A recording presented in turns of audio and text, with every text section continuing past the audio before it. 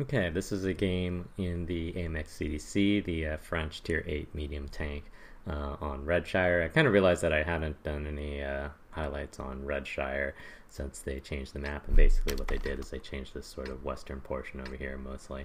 I think it's still important to get early intel, but the reason why I'm showing this highlight isn't from a strategy point of view per se, but a lot of it is the sort of what I keep sort of hammering on, and when we talk about the stream, about 30 to 60 seconds into the game, you always have to look and see what your team is doing. You have to react accordingly. So that's what we're going to talk about here, and we're going to talk about reading what your team is doing and how you can use that intel to make good decisions about where you want to take your tank and how to be the most effective. So we are in pretty much the fastest tank on our team. We have a pretty slow team. And since there's no artillery, we still want to go down this 3 line and get some spots. I'm a big believer in getting early intel. So that's what we're going to try to do here. It's always good to have as much intel as you can. You want to know which members of their team are going where, because it's going to help you figure out where you're going to have to go to be most effective. So I like poking over this ridge and getting some data. So we are able to light a bunch of tanks. So we see that their T-30, IS-6 are headed west. They've got a bunch of guys in this middle area from the T-54 Proto, STA, Roomba sort of thing. But I want to see if I can spot anything else over here. So we see that the Roomba is also going across. And then, so this is what we're talking about. When you look at the dispersion of our team, we're by far the furthest person forward. You see that most of our team is still camping back over in this sort of C4, C5 area, which is not a very good place to hang out.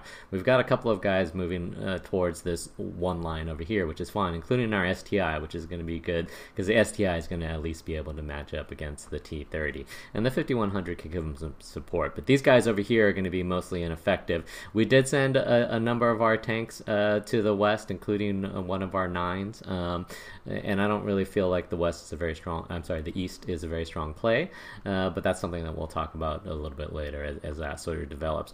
And so what I don't want to do is I don't want to stay out here where I can get pushed very easily, because I can get ISO'd where I'm at and nobody else here will be able to really help me. So I want to be sure that once I've gotten my intel, that I want to go ahead and back out and make sure that I'm in a position where I can not be ISO'd very easily. So I'm just going to scroll back. We got the intel that we needed. We know which tanks are moving across here for the most part. And so now we can basically wait for our team to catch up to our positioning.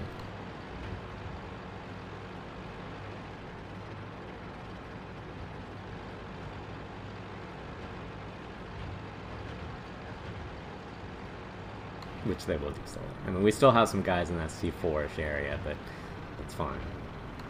And so you want to just, basically all I've done is I've moved back, 150 meters or so, and all I'm doing now is I'm just waiting for us to make a point of contact, and then I'll relocate. I want to make sure that there's nobody pushing up this 4 line, because we don't really have anybody covering it.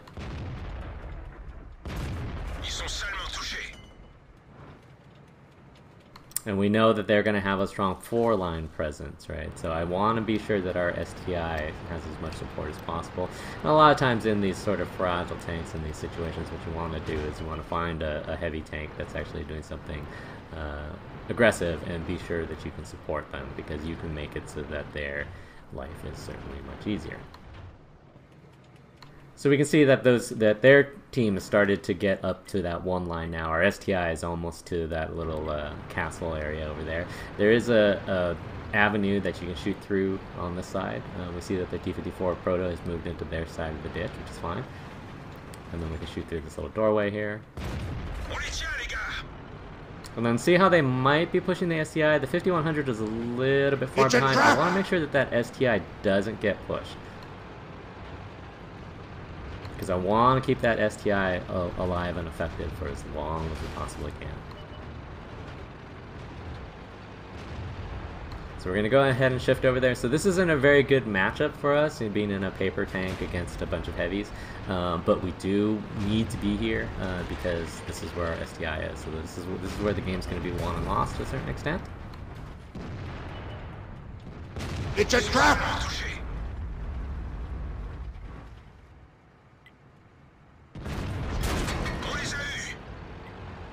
And so we can see that they've got a bunch of their tanks here, and they've got a bunch of their tanks on this 3-4 line. We've got some guys back here, but these guys aren't going to be tremendously effective. But what we need to make sure is, like, see how this T-32 has moved down here? These guys don't YOLO onto him because he can get ISO'd right where he's at. Our STI still, right, you know, there's still 4 or 5 guys in this area, so we want to keep an eye on our STI and try to keep him as effective and as evolved as possible. And he's doing a good job of actually going out and poking. Reasonably aggressive. It's a trap! So far, he's only really met like tier 7 and tier 8 tanks, and so he should be bullying.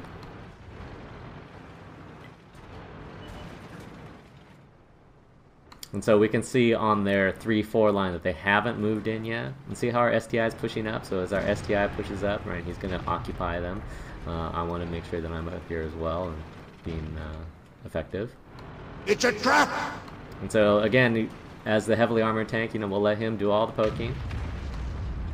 And we'll just look to reap the benefits of bouncing Tiger 2s.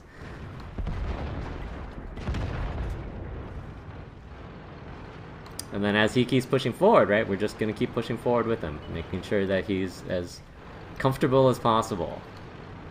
It's a trap!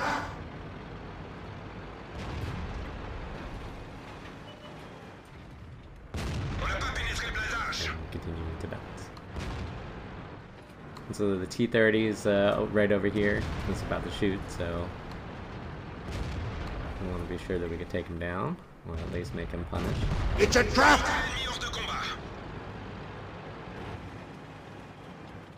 And then so what we've done is that we've effectively pushed through this one line, but they haven't really pushed off of their 3-4 line yet.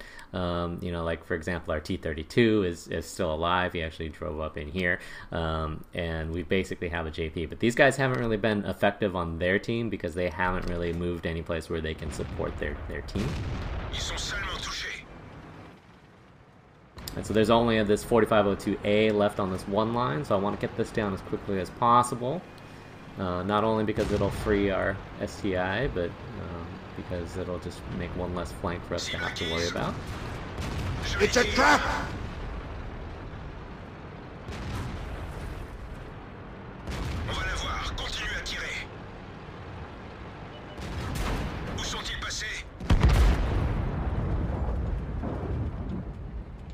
And then you can see now they're starting to push off of this 3-4 line and go into this 2 line, which is something they probably should have done already, but now it's too little too late.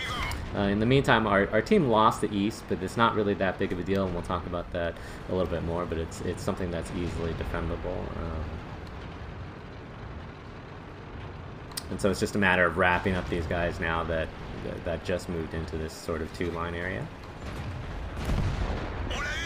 It's a trap!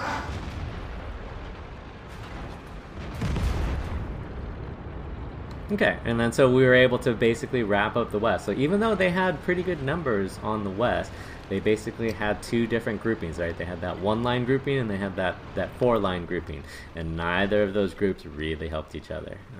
And that's what you want to try to avoid doing. You want to be in a position where you can help your teammates. And then these guys that have moved up over here, they're basically in a bad position because, again, there's a couple of problems with playing this east side. No matter which side wins, this is actually a pretty fun place to fight in, but no matter which side wins, right, if the south side wins, they have to push across this big open area to get to over here, and if you have people over here, you can shoot them as they come in, and then even once they get right here, then they have a big open area that they have to cross in order to get to the cap, and people up here can shoot them pretty easily. And then so now is when this 4 line becomes actually effective for this north spawn. So these tank destroyers that were camping up here for most of this game, now they're going to start having shots on these guys, and it's going to be really difficult for these guys to get out of here. And it's the same thing if you win on this north side and push through this south, you know, you got to cross this big open area here, and that's another smaller open area to get to the cap. But it's not super easy to attack through this east because of this, and so that's why I never really recommend putting a lot of resources into that. It's just too easy to defend.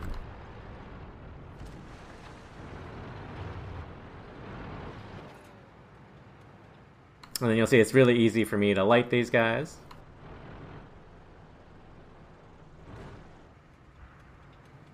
And in the meantime, we have their T-34 surrounded on the south, so I'm not too worried about that.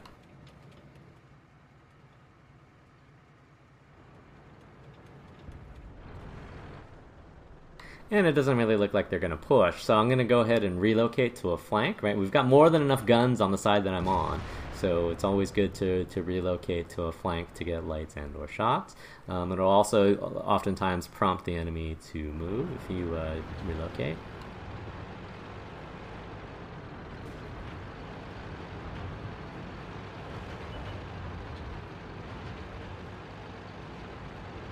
And so all I'm going to do is just move over to this flank over here.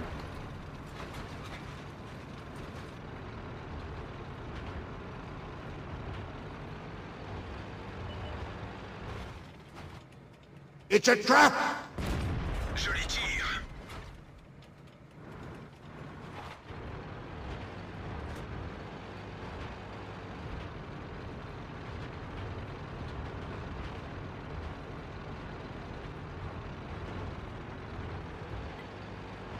And you see our GT is moving up now as well.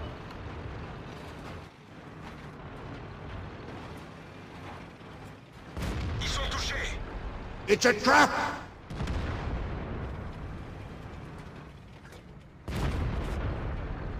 And that's pretty much it. And so, again, the important thing that I want to point out for this particular match is that, so what we did is we went to go get our intel, but while we're doing that, we're also watching what our team is doing, watching our 4 tanks going to the east, watching our 2 tanks going to the west, and watching most of our tanks still sort of camping back in the middle. And then again, we want to make sure that you're not ISO yourself. So once we figured out the intel, it was sort of a hasty retreat to get back to our team. And then once our team pushed forward, we want to push forward with the team. Support your heavies when you can, especially if they're being aggressive, and sort of facilitate what they're trying to do. And then once you clean that up, again, it doesn't really matter what happens on the east. It's very easy to defend regardless. And so it's pretty straightforward. Not much different than the old Redshire, other than the fact that the 1 line and the sort of 3 line synergy that we used to talk about isn't quite the same, because once you get into this sort of castle area, you're more or less in an alley, so it's not quite as supportable with flanking fire. But again, it was one of those things where their team should have come in off of that 3-4 line in order to help. Basically what they allowed us to do is to ISO the 1 line and then just finish them off as a 3-4 rather than fight them all at once. And so if we look at the stats, pretty much what you expect. So you see our STI here bullied, and that's what he's supposed to do. And what you want to be able to do as a support tank is to be able to facilitate that, make his life easier, so that he can bully more easily. Otherwise, yeah, that's about it. So I hope that was helpful for reading your team and sort of reacting to what your team is doing. And thanks for watching.